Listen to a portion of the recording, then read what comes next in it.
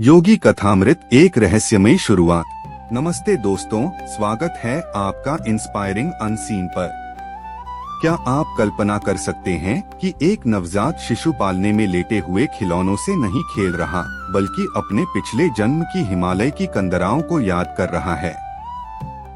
आज हम शुरुआत कर रहे हैं विश्व की सबसे प्रभावशाली आध्यात्मिक किताबों में से एक ऑटोबायोग्राफी ऑफ अ योगी यानी योगी कथामृत के पहले अध्याय की। यह कहानी है मुकुंदलाल घोष की, जिन्हें दुनिया आज परमहंस योगानंद के नाम से जानती है। मुकुंद का जन्म 5 जनवरी 1893 को गोरखपुर में हुआ, लेकिन उनका आत्मबोध किसी साधारण बच्चे जैसा नहीं था। वे लिखते हैं कि उन्हें अपने शैशव काल में ही पिछले जन्म की स्पष्ट स्मृतियां थीं, जब वे हिमालय के ऊंचे शिखरों पर एक योगी हुआ करते थे। एक नन्हे शरीर में कैद वह महान आत्मा अक्सर छटपटाती थी, क्योंकि वह चल फिर नहीं सकती थी और अपनी भावनाओं को व्यक्त नहीं कर पाती थी। बड़े लोग जिसे बच्चे का रोना समझते थे, वह दरअसल एक योगी की अपने शरीर की सीमाओं के प्रति व्याकुलता थी। मुकुंद के माता पिता दोनों ही अत्यंत शांत और धार्मिक स्वभाव के थे। उनके पिता भगवती चरण घोष बंगाल नागपुर रेलवे के एक ऊंचे अधिकारी थे। वे स्वभाव से गणितज्ञ और तर्कवादी थे, जबकि मां स्नेह और करुणा की प्रतिमूर्ति थी।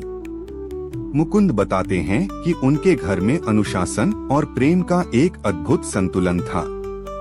मां अक्सर रामायण और महाभारत की कहानियों से बच्चों को जीवन की शिक्षा देती थीं। एक बार पिता और मां के बीच दान पुण्य को लेकर एक दिलचस्प बहस हुई। पिता थोड़े मितव्ययी थे और मां दिल खोलकर गरीबों की मदद करती थीं। मां ने एक गरीब महिला की मदद के लिए 10 रुपए मांगे तो पिता ने कहा 1 रुपया काफी है। तब मां ने उन्हें उनके संघर्ष के दिनों की याद दिलाई, जब उन्हें 1 रुपए की मदद नहीं मिली थी। मां ने पूछा, क्या आप चाहते हैं कि वह महिला भी आपको उसी कड़वाहट के साथ याद रखे? पिता मुस्कुराए और हार मानकर 10 रुपए का नोट निकाल दिया। यह छोटी सी घटना दिखाती है कि कैसे योगानंद के घर में करुणा के बीज बोए गए थे। लेकिन इस कहानी का सबसे बड़ा मोड़ तब आता है जब मुकुंद के पिता एक चमत्कार के साक्षी बनते हैं। वे शुरू में संतों और गुरुओं पर कम विश्वास करते थे। उनके दफ्तर में अविनाश बाबू नाम के एक कर्मचारी थे, जो अपने गुरु लाहिड़ी महाशय के दर्शन के लिए बनारस जाना चाहते थे। पिता ने उन्हें छुट्टी देने से मना कर दिया और उनका मजाक उड़ाया। एक शाम जब पिता और अविनाश बाबू एक एकांत मैदान से गुजर रहे थे, तो अचानक हवाओं में एक आवाज गूंजी। उनके सामने साक्षात लाहिड़ी महाशय प्रकट हो गए। उन्होंने पिता का नाम पुकार कर कहा, भगवती, तुम अपने कर्मचारी के प्रति बहुत कठोर हो, और पलक झपकते ही वे अदृश्य हो गए। यह घटना इतनी शक्तिशाली थी कि तर्कवादी पिता स्तब्ध रह गए।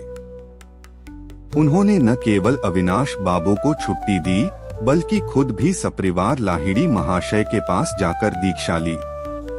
यहीं से मुकुंद के जीवन में उस गुरु शिष्य परंपरा की नींव पड़ी, जिसने आगे चलकर पूरी दुनिया को योग के मार्ग से जोड़ दिया। योगानंद जी कहते हैं कि हम केवल हाड़ मांस का शरीर नहीं हैं, बल्कि एक अमर और सर्वव्यापी आत्मा है, जो युगों युगों का सफर तय कर यहाँ पहुँची है। दोस्तों, इंस्पायरिंग अनसीन पर आज का यह प्रकरण हमें सोचने पर मजबूर करता है। क्या जीवन का उद्देश्य केवल भौतिक सुख पाना है, या हम सब किसी गहरी आध्यात्मिक खोज का हिस्सा हैं?